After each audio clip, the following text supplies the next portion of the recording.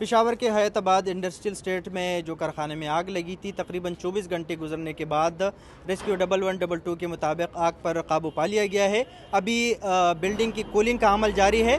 बुनियादी तौर पर ऐसा होता है कि जहाँ पे भी आग लग जाए तो इसके बाद आग पर काबू पाने के बाद जो बिल्डिंग है उसको कूल किया जाता है, उसको ठंडा किया जाता है, तो वो अमल अभी जारी है। ये डाइपर्स, टिशू पेपर्स और जो डिस्पोजेबल प्लेट्स है, इसी तरह सैनिटरी पैड्स का कारखाना था। चैम्बर ऑफ कॉमर्स के अहदेदार के मुताबिक तकरीबन 2 अरब का नुकसान हुआ है यहाँ पे कारखाने में। हमारे साथ रेस्क्यू 1122 खैबर पख्तूनख्वा के तर्जुमान बिलाल अहमद फैज़ी हमारे साथ मौजूद है। हम इस ऑपरेशन के बारे में बात करेंगे और कुछ जनरल डिस्कशन भी इस पे करेंगे कि जो आग यहाँ पे लगी थी, इस किस्म की आग को बुझाने में इतना टाइम क्यों लगता है, इस पे भी हम इसके साथ बात करेंगे।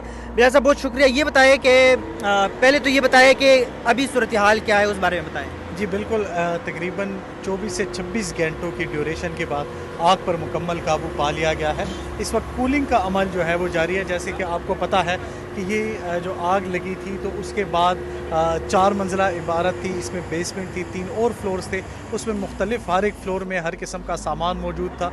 इनिशियली जो है वो पेशावर की टीमों ने जो है वो यहाँ पे रिस्पॉन्स किया और 130 से ज़ायद एहलकार जो है वो यहाँ पे मौजूद रहे और मुसलसल ये ऑपरेशन जो है वो जारी रहा। अभी जो है वो सिर्फ कूलिंग का अमल जारी है और जल्द अज जल्द हमारी कोशिश है कि इस कूलिंग के अमल को मुकम्मल किया जा सके। अच्छा बिलाल साहब, ये बताएं कि 24 घंटे से ज़ायद गुजर गए, अभी काबू पा लिया गया है। ये बताएं, सदर के बाज़ार में एक प्लाजे में भी आग लगी थी, उसमें भी तकरीबन 30 घंटे से ज़ायद घंटे के बाद आग पे काबू पा लिया गया। वजह क्या है, इतना टाइम क्यों लगता है? क्या इक्विपमेंट्स की कमी है या इसके लिए कोई ख़ास केमिकल्स की ज़रूरत होती है? क्या वजह है? देखिए जी, अगर आप टाइम सेंटर सदर की बात कर रहे हैं तो वहाँ पे लिथियम बैटरीज जो थी वो जो है वो बड़ा इशू था। यहाँ पे जो है वो पॉलीथीन का सबसे बड़ा इशू था। यहाँ पे जो पैम्पर्स वगैरह बनते थे, टिशू था और इसी तरह जो डिस्पोजेबल प्लेट्स, कप्स और ये चीज़ें थी, उनकी वजह से भी जो है वो काफ़ी इशू रहा है।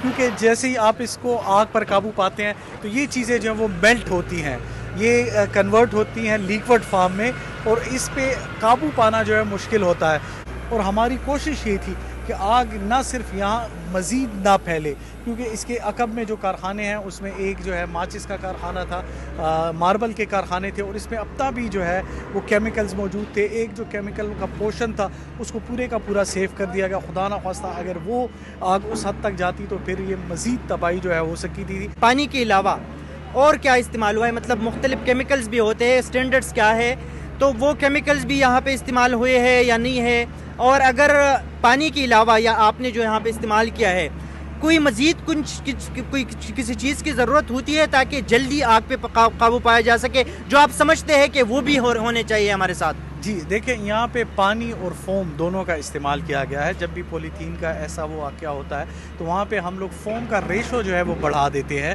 ताकि फोम का बेसिकली काम ये होता है कि वो झाग की तरह सरफेस पे जाके बैठ जाता है, तो उससे जो है। लेकिन आपको पता है मुसलसल जो है वो फाइटिंग चलती रही है। तकरीबन कमोबेश जो सुनने के मुताबिक है, ये 8 केनाल से ज़ायद पर मुहीत ये जो है वो स्ट्रक्चर था टोटल, और इस पर फिर 4 मंजिलें थी।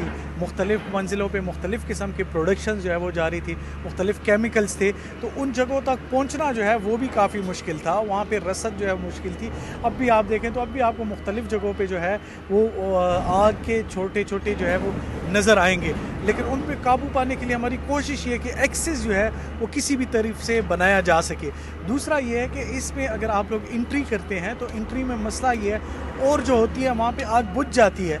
यहाँ पे ये जो लिक्विड फॉर्म है वो मज़ीद जो है वो हीट अप होता है, तो उस पर आप वॉक भी नहीं कर सकते, उसकी तरफ इजी एक्सेस जो है वो भी पॉसिबल नहीं होता।